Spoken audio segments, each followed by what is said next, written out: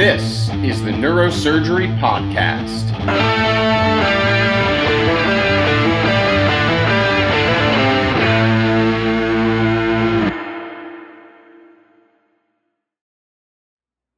Well, welcome back to the Neurosurgery Podcast. Today, super excited. We have back Joe Cheng. Joe is an old friend of the podcast, but the last time he was on was when we were first starting, and we recorded him at the CNS meeting in 2019 before the pandemic. It was episode 14, and it was about the pain of insurance authorizations and whatnot. And Joe's been a real expert in so many things related to neurosurgery, particularly with Washington Committee and advocacy and how we get paid or valued for the work we do. So, Joe, welcome back to the podcast. Please reintroduce yourself. Well, thanks, Mike. Well, I'm Joe Cheng. I'm the chair of neurosurgery here at the University of Cincinnati. Been here about 8 years. I've done a lot of work, not only with uh, the research in biomechanics and spine, but then also with health policy, and been involved with coding reimbursement really since about 2005. So going on 21 years now. Yeah. Now I've known you, I think, since you were a fellow, right? We were fellows at like 30 years ago, almost, right? Yeah, you Residents and were. fellows. Yeah, and you trained under Sandy Larson, right? He was the great Sandy Larson, right? I did. Yeah, yeah, in Milwaukee. And Joe's had so many amazing roles, and I wanted him on because he served not only the spine section as chair, Washington Committee, NAS, CNS, and now is the treasurer of the AAS. Congratulations, Joe. Well, thanks, Mike. Yeah, and now chair. Been chair in Cincinnati for what, 4 or 5 years. This is my 8th year. Time Oh my. flies. Oh geez. Okay. Okay. Well, congratulations on that as well. So Joe has taught me so much about medicine and the economics, and I remember having you out to Miami as visiting professor.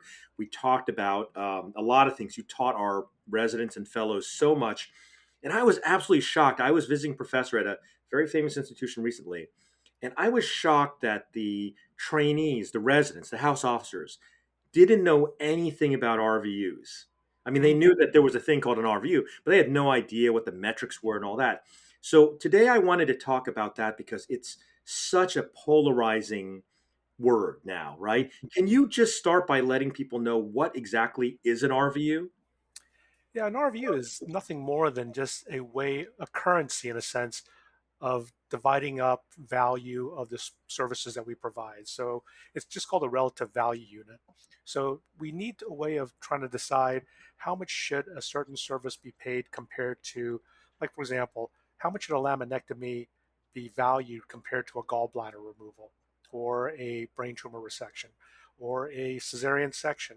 And so from a health policy standpoint, an RVU is just a way of standardizing how physician work is valued for Medicare, just because otherwise it was all over the place, right? We used before RVUs, we had something called usual and customary services where everybody kind of came up with their own value of what they're worth, but it was all over the place. Some people wanted to charge way more than others, and there was just no way of saying for the average patient, if you go see a doctor, is it going to be a surprise if your lumbar discectomy is $50,000 or $50?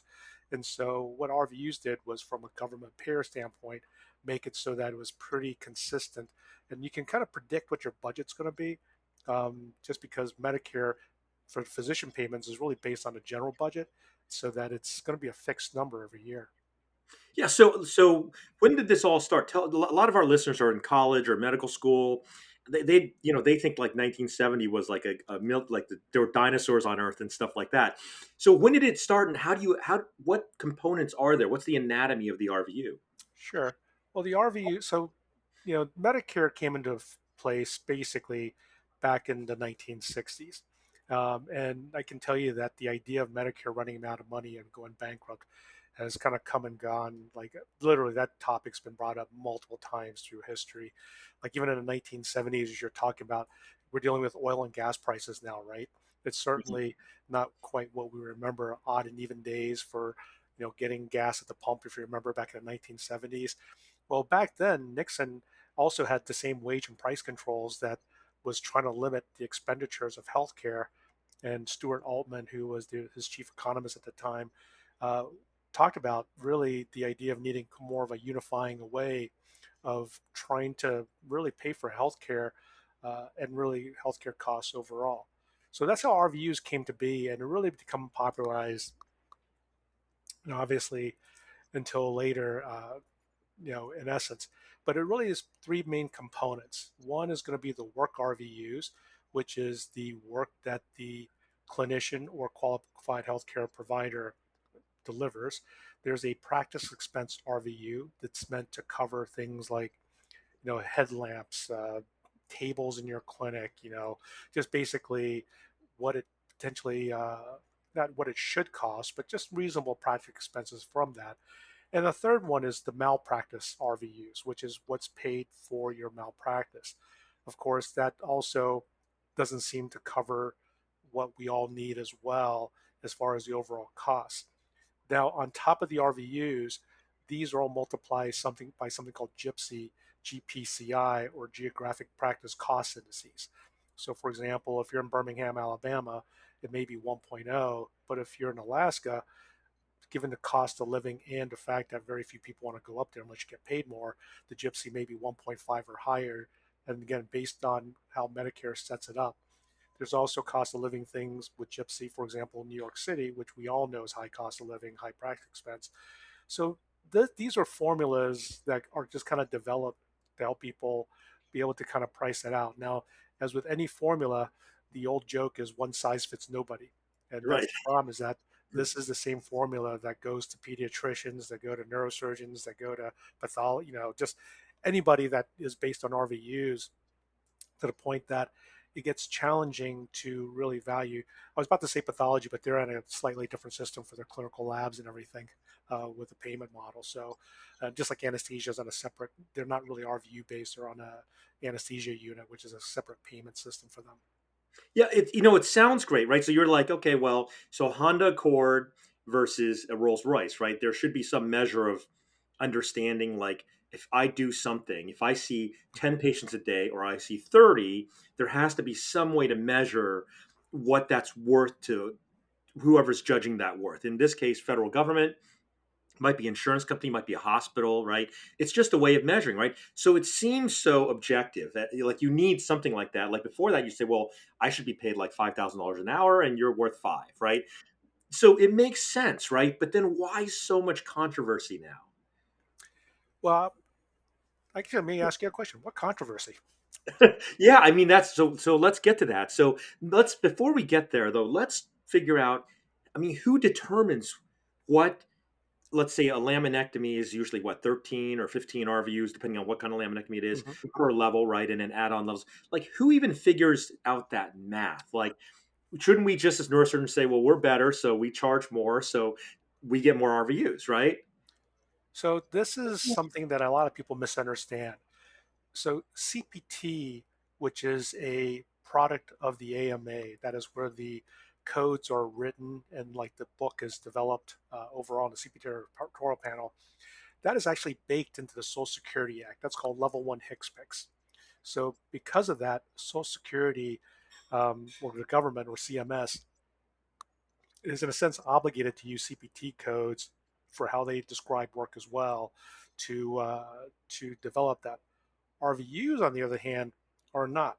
So the RUC at the MA, the relative, basically it's the RUC is an advisory committee for the relative value, who is able to get more of the CMS's attention for their value purely because of the fact that they have probably the most compelling data than anybody else. Now, it's not perfect, but it's the most compelling. And this is where, when you do the RUC surveys for the specialty societies, the data may or may not have the fidelity that you think, like 95% confidence level, etc. But it's better than what anybody else can do, which is kind of back in the envelope calculations overall. But at the end of the day, Section 1848 of the Social Security Act mandates that Secretary of Health and Human Services to actually to really determine that. So really, the Secretary of Health and Human Services, by legal definition, is the person that actually assigns all the RVUs for that coming year, and then they delegate it out to the Centers for Medicare and Medicaid Services, or CMS, to implement that. But it's actually the Secretary of Health and Human Services. So for those people falling asleep a little bit, and that nobody should, but for those people who are getting lost in the weeds, what Dr. Cheng and I are talking about is this is one of the ways, and the predominant way, that is it's determined how much money you're going to make and how much your time is worth. and how it is apportioned, the governmental and insurance resources between specialties, between physicians. So all of those things really, really matter. So I can imagine that. And by the way, for those who are like, well, I don't want to pay my CNS dues or my AANS dues, tell me if I'm wrong. The bodies that might represent me as a neurosurgeon or you as a neurosurgeon would be number one, AANS, right? Number two, CNS. Number three, NAS. Number four, ISAS. And number five, AAOS for spine, right? Those are the bodies that have some kind of a voting or commentary aspect of all of this, right? Essentially, am I leaving anybody out? No, I mean, so really what you're asked, what you're saying is the societies that have a seat in the House of Delegates at the AMA have an opportunity to sit in CPT and the RUC, and the answer is Right. So yes. lots of So societies don't have any role whatsoever in this kind of discussion, which means they can't really impact directly, anyways, or indirectly what we're talking about now. I imagine that because of the balanced budget and this the sort of the zero sum game of Medicare, at least, that neurosurgeons are sort of fighting. I don't want to say in opposition to, but in competition with, say, chiropractors or pediatricians or physical therapists, right? well, in essence, everybody is in a sense that the number of RVU, so the conversion factor, which is the dollar value that CMS multiplies by the RVUs, that number goes up and down based on the budget. So, like I said, RVUs is just a proxy of splitting up the actual dollars for the pie. It's kind of like your practice. If you have a bunch of partners and you collect $1 million and you have 10 partners, what you have to do is figure out, does everybody split it evenly or who did more work? And this is where RVUs come in. RVUs are nothing more than just a proxy of valuing work, saying, look, you know, Mike, you did 30,000 RVUs while somebody else did 10,000. Should you get three times more dollars, or should we just pay you both the Hmm. same? And I think people would say that doing 30,000 RVUs, it's a lot more time and effort in the OR than doing 10,000. So let me see if I can summarize that. So in government insurance, so Medicare essentially, right? But there's also Medicaid and whatnot. But in government insurance, the federal government has a bucket of dollars.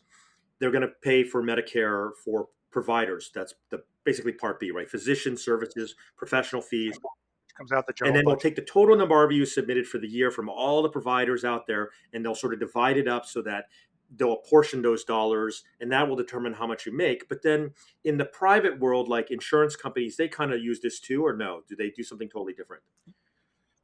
So insurance companies benefit by using an RVU model, but the irony is that because of the model, what benefits, what I guess what I'm trying to say is that it really benefits insurance companies significantly because with the RVU model, their profit margins are driven up, and that's probably a different discussion about their payment model.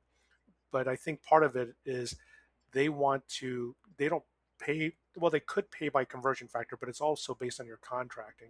But the short answer is yes, insurance companies will default to it in a payment model by RVUs because that's the easiest to do. So Medicare does all the work and the AMA does all the work to generate this, and then all they have to do is negotiate a percentage Medicare with you or percentage, contract, and all of a sudden all the background work is done. They don't have to come up with your fee schedule, which is what we used to have to do. If you remember when we first started, every year you have to review your fee schedule that you would be submitting to people saying, this is what I want to get paid for my usual and customary fee. Yeah, so just to summarize, and I think it's important to also give credence to the nuance too, right? Like we're talking about the system most people function in, but obviously some folks function in a collections-based model where it's the dollars that actually arrive, and they try to use that to figure out like somehow you got paid a lot for this, even though it was less work, and got paid less for something else more work. That's totally different. Or if you own a facility, you're making money basically as an owner of a hospital or of a physical therapy practice. You're a business person, but we're talking about professional fees, right? Which is how they decide, how people get paid. But most of the people now are employees, right? Most of the new surgeons, anyways, they work for a hospital, a university, a healthcare system, right? That's certainly been the trend, right? So this is where I think it really comes in, is that people are being sort of quantified, right? So it's like, okay, we're going to judge you, Dr. Cheng, based on your RVU output. Is that where a lot of the controversy lies? I think you may be hitting the nail on the head. I think part of the problem is that a lot of people I don't think recognize that we actually have three tiers of professional payments in the Mm. U.S. Um, it's kind of like even with insurance, right? I think most doctors would think that my patient has health insurance. I could order whatever test I want. I could offer whatever treatment I want, and someone's going to pay for it. Well, that's the problem. And I think part of it is with things like narrow network, Cadillac plans, which offer a lot more benefits than others, co-pays. What we don't realize is it's kind of like car insurance, where if you get into a car accident and all you have is comprehensive and you didn't buy collision, no matter how much you sit there that it's unfair that no one's fixing your car, you didn't buy collision. That's so the way the health system works is that we have really three tiers. The most common tier is government payers because that's the low-hanging fruit for everybody, and that's the RVU model that everybody sits in. If you go into the private payer model, then that's all contracts. So if you want to negotiate, if you're the only neurosurgeon in the middle of Montana, and you work close to a factory that has Blue Cross Blue Shield and they have nobody else to negotiate with except you, guess what? You're going to negotiate for a much higher value than everybody else. On the other hand, if you're middle of New York, where basically there's everybody and their mother wants to be there to practice neurosurgery because it's a great place to live, they're going to sit there and go, well, I have six other surgeons that are willing to take this. If you don't want it, no problem. But it's also why people that can go out of network or cash only or non-par for Medicare, and then really there isn't a negotiation. You tell the patient, I'm going to charge you $50,000 for a discectomy. You either pay me or you don't get a discectomy by me, right? And so the rules really vary. So the surgeons that are on the other end, like the cash only or out of network practice, they don't care about RVUs because they just negotiate whatever they want. Same thing with insurance companies. If you want to negotiate through RVUs, percentage Medicare, because it makes life easier for you, yes, but then you kind of have to follow the rules. But you can negotiate a separate fee Yeah. schedule. Like you can actually literally give them a fee schedule saying, Blue Cross Blue Shield, here's my fee schedule. If you want me, Mike Wang, as your surgeon for your uh, policyholders, this is what I will want to be paid. And it's up to Blue Cross to say, you know what, you're the only minimally invasive surgeon we're going to send our patients to. Please, we're going to accept your contract, or they can say, no, we're not going to accept it, and then walk away from you. And that's different than federal payers where you don't really negotiate anything. That's the low hanging fruit. Someone has Medicaid, they show up in your clinic, you offer them treatment, you get Medicaid rates, but you don't have to worry about a lot of the nuances in negotiating Medicaid, if that makes Yeah, let sense. me just jump in with an aside because you and I are old friends and we speak frankly, which is exciting and interesting. But some people, maybe they don't listen to us, they don't know us. They're like, why you guys talk about money so much, right? And let me just give the disclaimer now. Both Joe and I are neurosurgeons, we're spine surgeons, we're very well known in our field. We practice ethically. We're very busy. We're leaders. We represent neurosurgeons as a society. In other words, we will advocate for our tribe, which is neurosurgeons and spine surgeons. That doesn't mean that we're not even more so advocating for patients.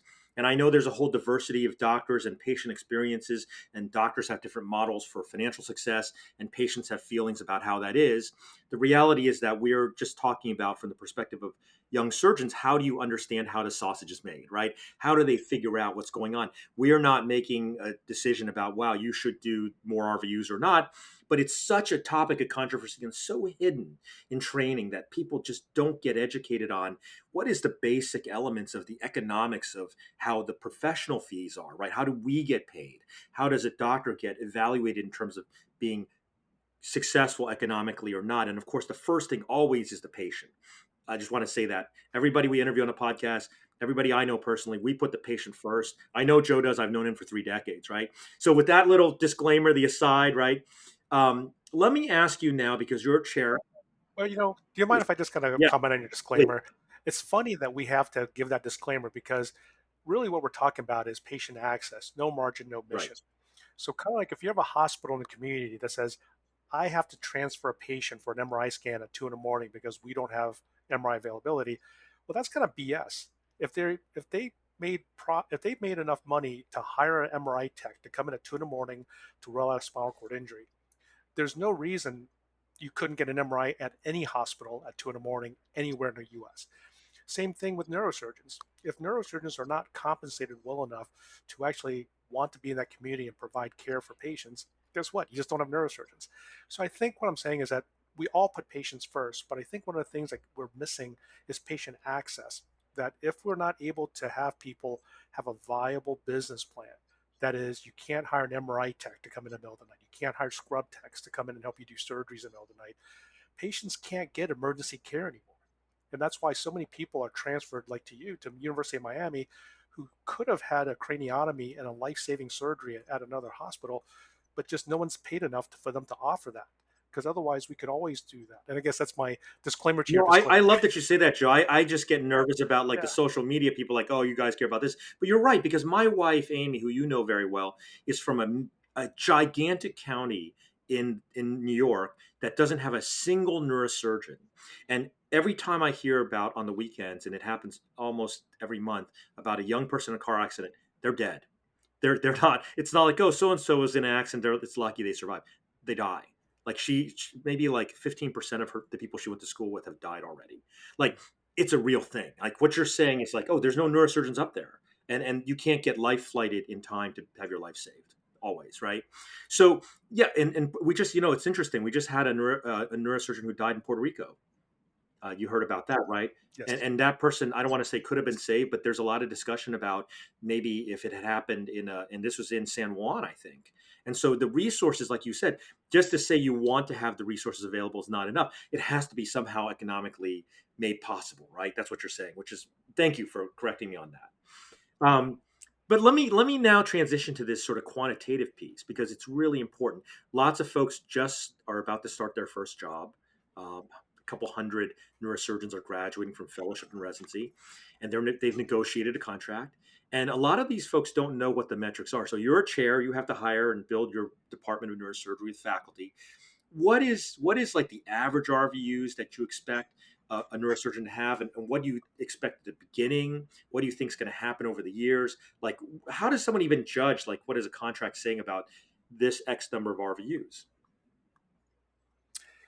Yeah, so I think the RVUs are only one part of it. The other part of it is the dollars per RVU. And so, as far as the average RVUs, it's really based on your subspecialty if you have one. And then there's different benchmarks that's based even within that subspecialty. So, for example, if you go out there and you start doing an endoscopic discectomies, well, guess what? That's a carrier-based code. You're going to need to crosswalk that to get any RVU value out of that versus someone that does a big spinal deformity where all the codes like osteotomies have RVUs and it's a little bit easier to hit overall. And that's different than, say, someone who's doing functional neurosurgery. And so there's different benchmarks, and we typically use AAMC in academics, but other people use Sullivan Cotter, MGMA, these other things. So the RVUs are really a way that a young surgeon can get an idea of their relative efficiency and how much they have to work. So, for example, as they finish their last year of training, they should be looking at the OR schedule and saying, well, how long did it take me to do this case? So if I did a L45 TLIF and then after that I did a posterior fossa tumor, they can actually figure out the RVUs it took, and if it took them 8 hours to do both cases versus 6 hours versus 10, they can get an idea of what their overall efficiency is in essence, and with their RVUs as a proxy for really their efficiency of work. And then once you do that, you then look at the dollars per RVU. So someone who's getting paid, for example, you know, $50 per RVU and does 15,000 RVUs, if they're getting paid 75,000 RVU, $75 per RVU, all of a sudden they have to do one third less work for the same take home pay. And so this is where, without looking at that, some surgeons sometimes get frustrated because they'll take a job that has a lower dollar per RVU than what with a lower efficiency, and then just feel they're getting hosed some way because they don't understand the fact that they're a little bit slower surgeon than somebody else, or not as they don't have the same referral pattern, the same patient volume, the same efficiency in the OR, and then they also took a job that paid a little bit lower RVU. So comparing themselves to others, their other friends are like, wow, my job's kind of really screwing me over, not realizing that they just had to change a variable, or maybe that wasn't the right job to take in the first place based on what they do. Yeah, I find that that's happening a lot with young surgeons now. Is that they're doing a lot of comparisons. And the funny thing about neurosurgeons is, I always tell the guys like and the gals like, you never hear somebody saying, "Oh yeah, this is a really shitty job, and I'm so stupid for taking it." They always say, "Oh my God, I'm killing it," and the next thing you know, they're gone. They move somewhere else, right? You never hear the neurosurgeons tend to be a little bit egotistical, right? A little bit pride driven, and so they're not going to say, "Look, I really fucked up by picking the wrong job, and I just made a big mistake." There's some people that do that, maybe 10%, but by and large, you Right. just hear about, "Oh my God, you should see the case I just did," right? So I've heard the number, it's somewhere just under 10,000 RVUs. Work RVUs a year is sort of like the average of a practicing neurosurgeon now. Is that right? Um, um, so historically, the average has always been around 10,000 for the average Okay. neurosurgeon. But like I said, it varies.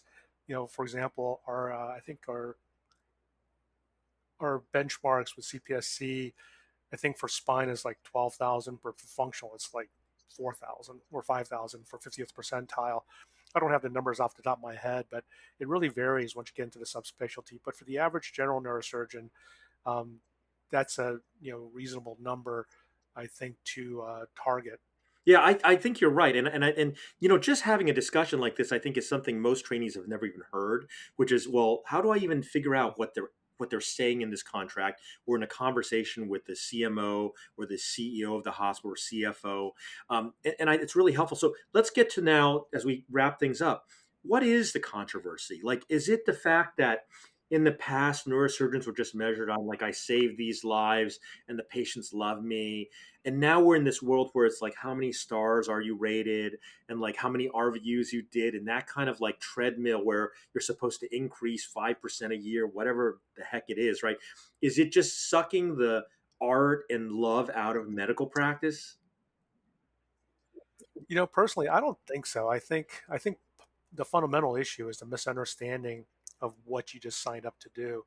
RVUs are literally productivity based. So let's say you became an independent contractor and you go out there to cut grass, and you sign a contract to get paid $50 per lawn that you cut, because it was much better than getting paid $50 a day to just work for the company by themselves, because it just sounded like a much better deal. Well, guess what? You're going to be incentivized to cut grass, because if you don't, you're not getting paid. So if your RVUs are in essence a model of being paid by units of work, but only when units of work are being done for clinical.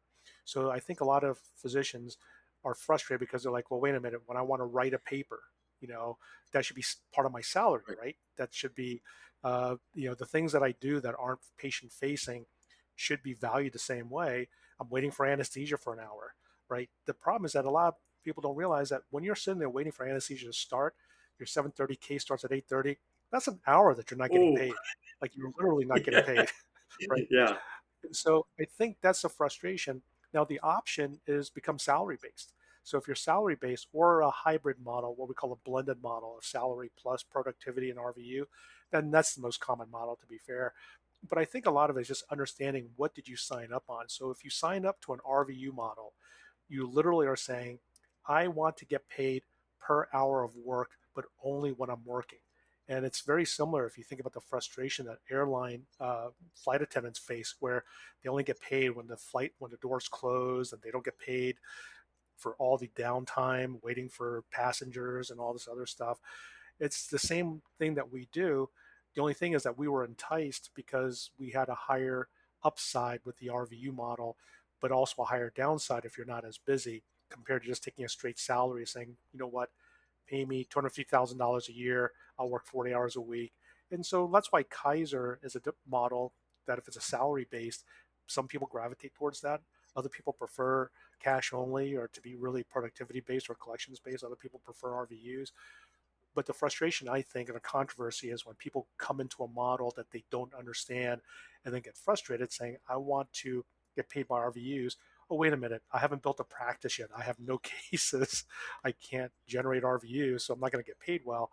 That's when you get frustrated, and you may want to negotiate a guarantee salary for 2 years versus 3 years versus 1 year, if you're not sure how quickly you're going to be able to get up to speed. Well, Dr. Joe Cheng, I always tell my trainees that you've forgotten more about how we are analyzed and how we get paid and how we fight insurance companies than 95% of neurosurgeons will ever know.